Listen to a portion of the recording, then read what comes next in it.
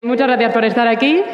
Llega la cuarta ponencia. Vamos a hablar de Design Thinking, vamos a ver una aplicación a un proyecto real. Y bueno, la verdad es que muchas gracias, Paula, por esta introducción. Me he puesto nerviosa. Si antes estaba taquicárdica, ahora me va a dar un ataque de ansiedad. No pasa nada. Soy Paula Jimeno, soy diseñadora de servicios y diseñadora de experiencia de usuario.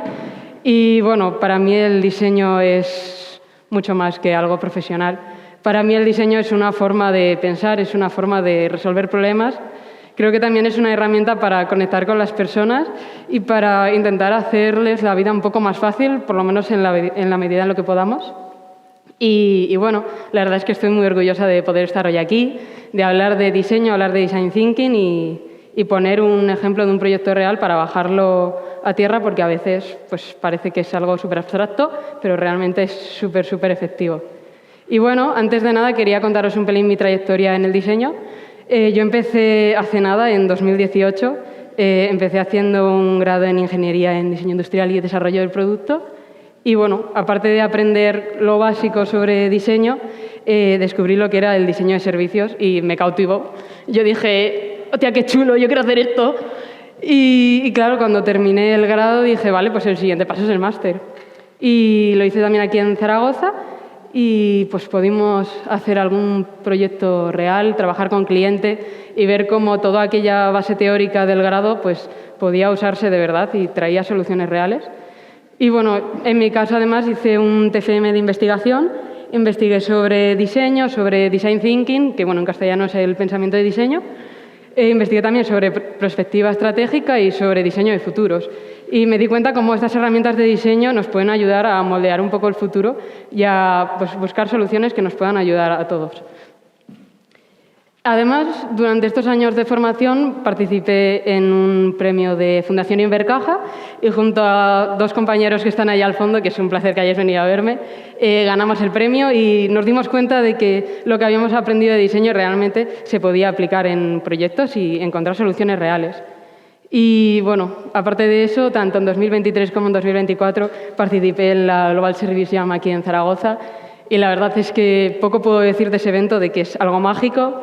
En cuestión de horas te juntas con gente que no conoces de nada y te fuerzas en un momento de presión a intentar solucionar algo que realmente no va a solucionar nada, pero es que la experiencia es tan maravillosa que es que de verdad que aunque no seáis diseñadores, que da igual, ir allí, charlar con la gente y disfrutarlo porque es que es una maravilla.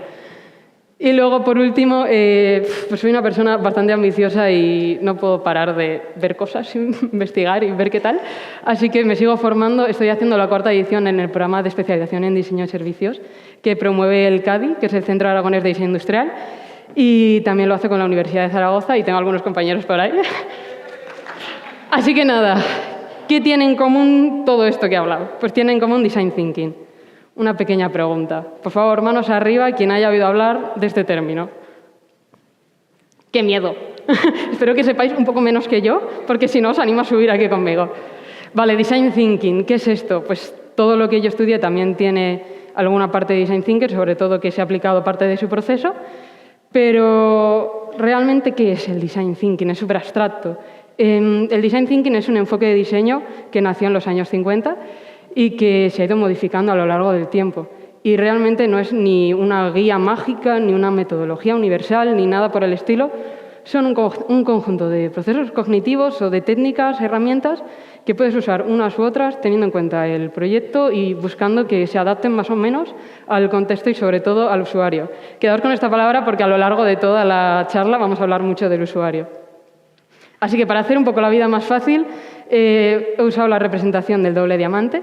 Es una representación que nace en 2004 de la mano del Design Council UK y sinceramente son dos diamantes y es una forma súper clara y súper sencilla de entender un poco cuál es este proceso o esta guía y vamos a usarla a lo largo de toda la presentación. Entonces, ¿qué tiene de especial esta guía? Es súper fácil de aplicar prácticamente a cualquier proyecto. Como veis, está compuesta por dos diamantes. El primero sería el espacio del problema, o sea, vamos a trabajar sobre el problema que tenemos que buscar. Y el segundo, vamos a trabajar sobre la solución. Y como veis, pues cada fase, mejor dicho, cada espacio está compuesto de dos fases. Una divergente, donde la idea es arrasar, encontrar lo máximo posible de todo, de información, de ideas según la etapa, ya veremos cómo, y la siguiente es una fase convergente y la idea es cerrar, intentar sintetizar de alguna manera para quedarnos con la información clara y poder ir avanzando en el proceso. Así que vamos a ir por partes. Espacio del problema. Primera fase. Bueno, mejor dicho, espacio del problema. Como he dicho, vamos a trabajar sobre el problema. O sea, la idea es conocerlo todo, cuanto más mejor. Entonces, arrancamos con una fase divergente. Aquí lo importante es utilizar técnicas de investigación para conocer datos. O sea, aquí ya lo importante es la cantidad. Cuanto más mejor. Intenta llevarte todo lo que puedas por delante. Y sobre todo, busca información de contexto y busca información de usuario, porque trabajamos para alguien. Entonces, es muy importante saber qué opina esa persona de su contexto, de su entorno. Luego, la segunda parte, la segunda fase, la fase de definir. Esta fase es de las fases más complicadas de diseño. Compañeros, la hemos sufrido durante el proyecto y es que es muy complicado sintetizar toda la información que has recogido en la fase anterior para intentar encontrar un problema, una oportunidad de mejora, definir eso sobre lo que vas a trabajar a lo largo del proyecto.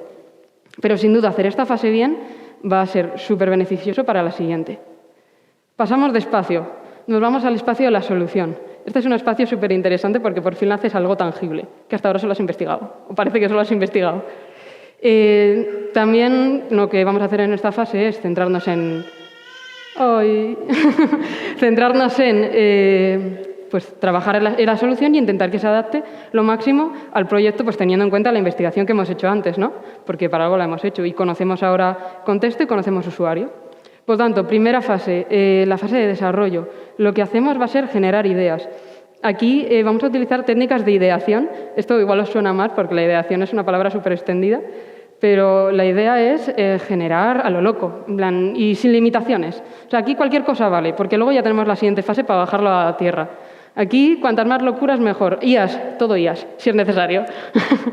Y la segunda fase, es una fase ya de cerrar, es una fase en la que vamos a elegir una o varias soluciones, depende del proyecto, y la idea es mediante prototipos y mediante interacciones continuas con el cliente, porque hay que meter al cliente, o, bueno, más que al cliente, al usuario al que nos dirigimos dentro del proceso. Pues con iteraciones continuas con él lo que vamos a hacer es definir esta solución y acabar dándole algo que le sirva de verdad, ¿no? Porque al final lo importante del diseño es que lo que hagamos sirva y ayude. Por tanto, dos aspectos importantes que ya casi los he dicho antes, y uno es trabajar centrados en el usuario. O sea, vamos a intentar que el usuario esté presente tanto en la investigación para que nos cuente de primera mano su experiencia como en el desarrollo de una solución para intentar que ésta se adapte lo mejor a su vida, ¿no? Pues conocer su entorno, conocer cómo trabaja y apoyarle de alguna manera que mejoremos. Y la iteración constante es que en la vida, como bien ha dicho Rita, a base de fallar aprendemos, por lo tanto, prototipar, probar con el usuario, fallar y repetir hasta la saciedad. Bueno, vale, Paula, muy bien. Mucha palabrería, muchas cosas, igual algunas cosas os suenan. Vale, vamos a hablar de un ejemplo de un proyecto. Como bien ha dicho Paula, es un proyecto que hicimos con el ayuntamiento, en concreto con el Centro Municipal de Protección Animal. Lo voy a llamar CEMPA a partir de ahora, que si no es muy largo, para decirlo. Y el proyecto es colonias felinas. Y nos ocupábamos de gestionar o de intentar ver cómo mejorar la gestión de las colonias felinas urbanas, en este caso en Zaragoza. Así que, bueno, nada, antes de empezar, ¿qué es esto de una colonia felina? Michis, efectivamente. ¿Qué es una colonia felina? Vale, pues es una agrupación de gatos no socializados. ¿Qué significa eso? Gatos que han nacido en la calle, que no tienen interacción con humanos y que, por lo tanto, van a generar problemas. Aunque no queramos, por el mero hecho de que son animales que se reproducen súper rápido, de que van a generar ruido y seguramente suciedad, se van a dar X problemas, sobre todo con los vecinos de las zonas en las que haya. Por lo tanto, de todo esto es de lo que se ocupa el CEMPA.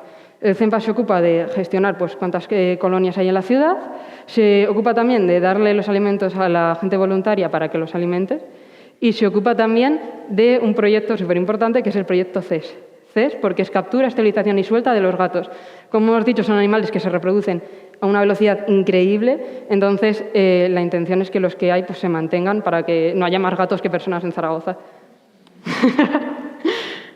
Así que bueno, vale, ahora vamos a traer el maravilloso doble diamante al proyecto.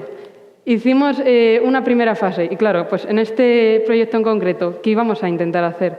Lo que queríamos era conocerlo todo, pues de las colonias, del contexto, de los usuarios que formaban parte de todo este proyecto, entender dónde nos estábamos metiendo porque ninguno tenía ni gatos en casa.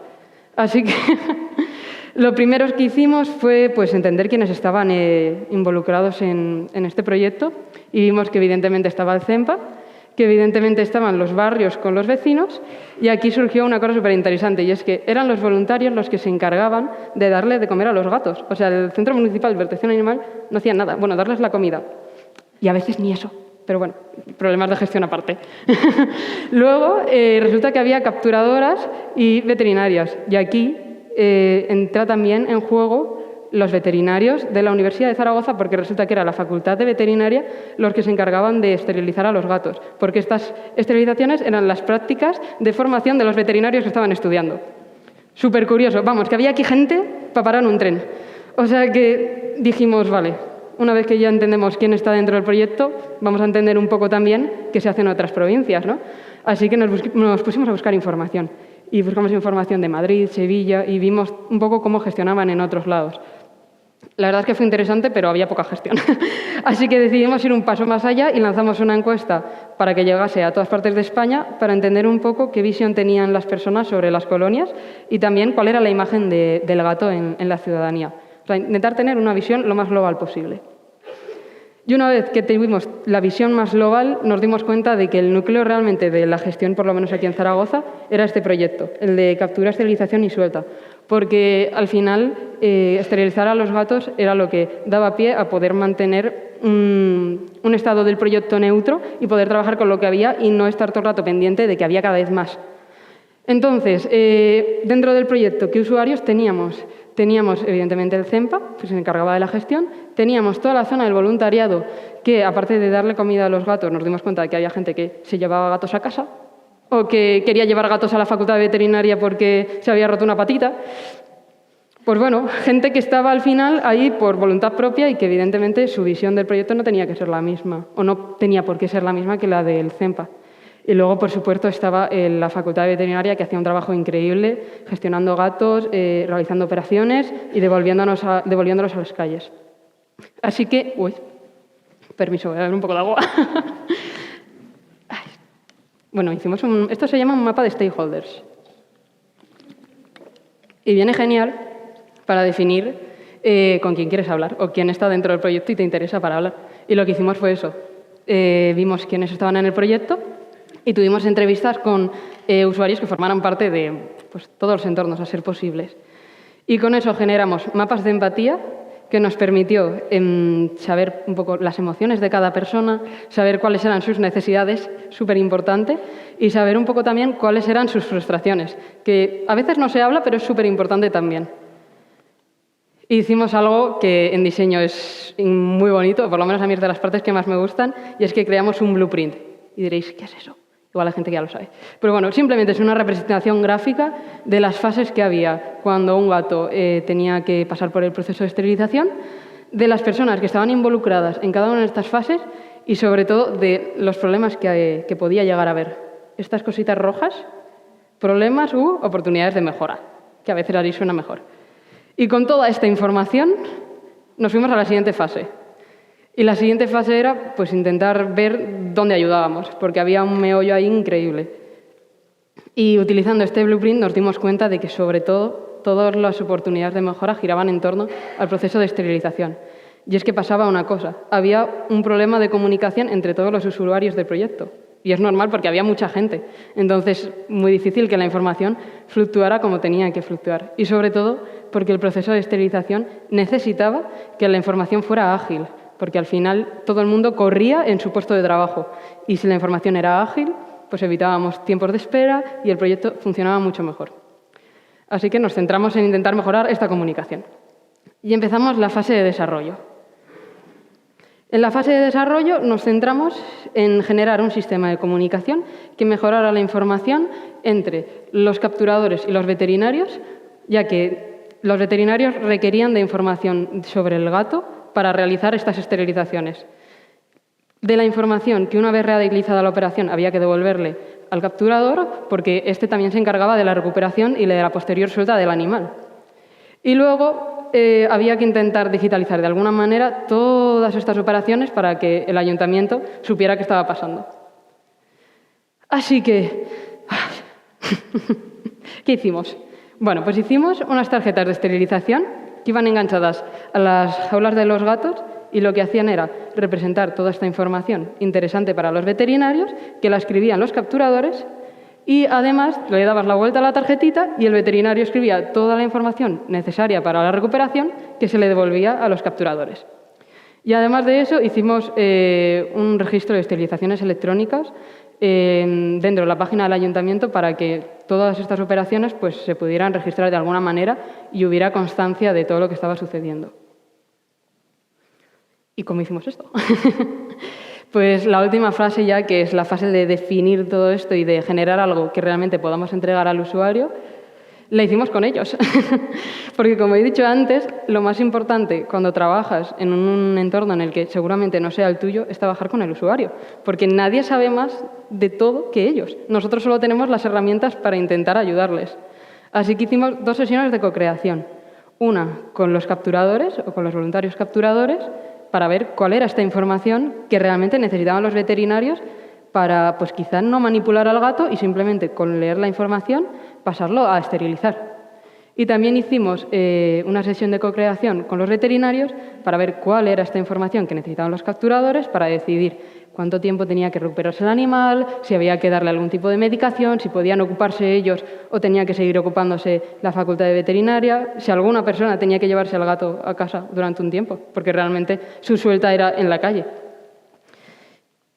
Y bueno, la verdad es que hicimos otro blueprint, porque esto es también muy interesante. El blueprint es una herramienta que te sirve para ver oportunidades de mejora, pero también te sirve para introducir tu solución dentro del proyecto y ver cómo encajarla. Porque en nuestro caso, sobre todo con las tarjetas de esterilización, teníamos que tener en cuenta que iban a un espacio en el que la gente se movía muy rápido, tenían que mantener la información con agua, porque las jaulas donde se transportan los animales, pues le da cualquier tipo de agua, si llueve, la roza, quien la tenga que rozar. Entonces, intentamos adaptar estas tarjetas para que además pudieran ser reutilizables y no hubiera que utilizar una tarjeta cada vez que tú capturabas a un animal. Y todo esto lo hicimos gracias a que integramos nuestra solución dentro del blueprint y vimos cómo en estos flujos de trabajo era más interesante que se utilizase, pues en este caso, las tarjetas. Y realizamos unas tarjetas y realizamos un registro electrónico, que es lo que le dimos al cliente pues, en nuestra última reunión. Y, wow, cuántos datos, cuántas cosas. Pues me gustaría terminar la presentación sobre todo hablando de lo que aprendimos nosotros en este proyecto, que fue increíble, y de los beneficios de haber usado, pues, por lo menos, algunas de las técnicas del Design Thinking, o el proceso de Design Thinking realmente. Lo primero es la importancia de conocer al usuario y de entender el entorno. El usuario gato, porque aunque todas las personas que aparecían en la representación visual del blueprint eran personas que estaban haciendo su trabajo, realmente nuestro usuario era el gato, porque era el que operaban. Entonces, la importancia de conocer el entorno y conocer a los usuarios es clave para intentar dar una solución que realmente funcione. Y en nuestro caso nos metimos a fondo. O sea, hicimos visitas a la facultad, hicimos visitas con los voluntarios, nos fuimos a una colonia, al Picarral, con los gatos a darles de comer. O sea, lo hicimos todo, todo. Quisimos vivir la experiencia de todos los usuarios para llegar luego a sentarnos delante del papel y decir, hostia, es que sé qué problemas tienen. Y luego, por supuesto, hicimos entrevistas, porque hay veces que es súper interesante ver qué te cuenta la persona, porque vivir la experiencia con sus ojos genera en ellos, pues según, como bien dice Rita, como estén procesando todo en su cabeza, una serie de preocupaciones que quizá yo no estoy generando. Entonces, la verdad es que gracias a todo esto fuimos capaces luego de encontrar una solución que realmente pudiera venir bien al proyecto. Luego, otra cosa súper interesante del Design Thinking y que para nosotros fue un aprendizaje increíble, porque parece que cuando te lo enseñan teórico tiene que ser todo así. Y es que el Design Thinking es de todo menos así. Y es que en nuestro caso, más del 50% del tiempo del proyecto lo dedicamos a la investigación, porque había tanto que investigar y no teníamos ni idea de nada, que era es que una visita, es que la semana que viene tenemos que ir a veterinaria. Hostia, pero es que se nos van las semanas, da igual, vamos a ir a veterinaria, porque sabemos qué narices hacen en veterinaria o no tenemos ni idea de cómo podemos utilizar las tarjetas allí. Y sin duda fue maravilloso saber que no pasa nada si inviertes más tiempo en una fase, sobre todo si es la investigación, porque en nuestro caso las siguientes fases salieron rodadas por la cantidad de información que teníamos. Y luego el beneficio de trabajar con las personas. O sea, aquí ya fuera del diseño, qué importante es la conexión humana, el entender a la persona que tienes al lado. Al final, este evento es posible por las conexiones humanas y por juntarnos gente con las mismas incertidumbres y con las mismas ganas de hacer cosas que lo hacemos posible.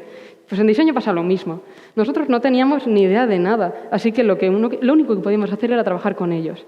Así que hicimos 2 sesiones de co-creación, como os he comentado antes, que nos dieron 2 prototipos maravillosamente creados por ellos y que fueron luego adaptados mínimamente para darles la solución. Y que sin duda, si no hubiéramos trabajado con ellos, habríamos generado otras soluciones, pero no habrían impactado de la misma manera.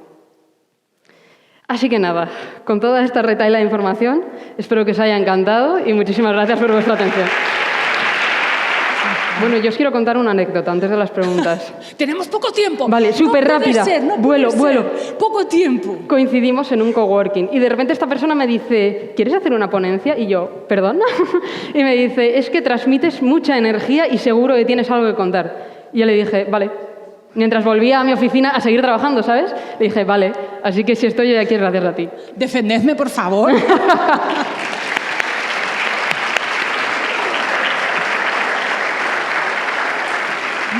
A ver, cuéntame, ¿tiene alguna pregunta la gente? Sí, claro, ahora, cuéntame. Una puede hablar aquí. Después ¿sabes? de llorar. O sea, 4 preguntas, perdón. Empezamos rápidamente, a ver qué nos da tiempo. Ay, espera, no sé ni leer las gafas, por Dios, soy una señora mayor. Espera. Ay. Bueno, espera. Tengo miedo. Hola, ¿cómo fueron las encuestas a las personas usuarias, individuales, en grupo, ambas? Gracias. Y yo te quiero preguntar, ¿a los michis les disteis protección de datos? A los michis yo quería darle protección personal, bueno, en este caso animal, me los quería llevar a mi casa. Pero bueno, te voy a ignorar. La encuesta, en este caso hicimos una encuesta, lo que hicimos fue entrevistas y la encuesta fue masiva. Sin filtros, o sea, sí que es cierto que al final intentamos tener algunos datos de la persona que estaba respondiendo, pero en ese caso era una encuesta de tener la mayor cantidad de datos posibles porque no vamos tampoco a vincular los resultados con la persona. Queríamos saber de un vistazo general cuál era la visión. ¿Y las entrevistas fueron individuales? Sí, fueron individuales, porque algo súper importante cuando ya has ido al lugar y has visto a la persona trabajar en su entorno es sacarla fuera y tener una conversación personal, ¿sabes? Y que la persona casi se te eche a llorar porque a veces tengo que comprarle yo comida a los gatos con mi dinero porque el ayuntamiento no me da para, ¿sabes? Y eso lo sacas sacando a la persona del contexto y sin tener otra al lado. Me alegra que me hables de clientes. Otra pregunta. ¿Cómo podemos quitar de en medio, comillas, el cliente que nunca es el usuario final y manejar el proyecto como un verdadero usuario final? A ver, no puedes quitarlo del medio. Lo siento, pero lo que tienes que, bajo mi punto de vista, por supuesto, lo que tienes que intentar explicarle al cliente es que si realmente quiere una solución que funcione, tenemos que trabajar con el usuario, porque es la persona que va a integrarla luego en su día a día y que la va a utilizar. Entonces, no te tienes que quitar al cliente del medio, tienes que poner al cliente en tu equipo. Tienes que explicarle lo que vas a hacer y el impacto de lo que vas a hacer. Y si realmente le interesa y si realmente es un cliente que tiene que trabajar contigo, va a estar ahí, porque le interesa, porque seguramente si sale bien gane dinero.